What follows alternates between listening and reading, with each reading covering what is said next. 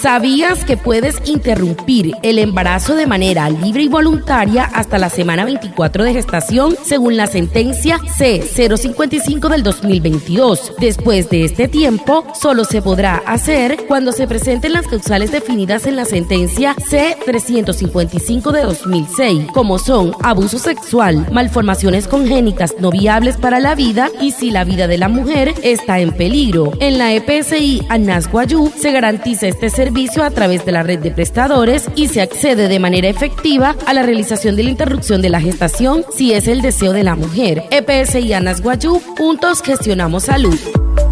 Kata on hiyet menka shuli de restaurant Surya menka checker South piama que chipien mi semana sashin te carrota sentencia 055 monaka sohuya 2022 alusa menka suratter sticky heter semana monaka menka talha ujite hiyet kat otamosia ayuri choho ukai sure rosashin on carrota sentencia C355 sohuya 2006 kasapur menka mohuchi ho ukai sure norinchi ana ni watakai otasuri ayu gente ni kanto TPS kana suayu sapo impura ana este skuaj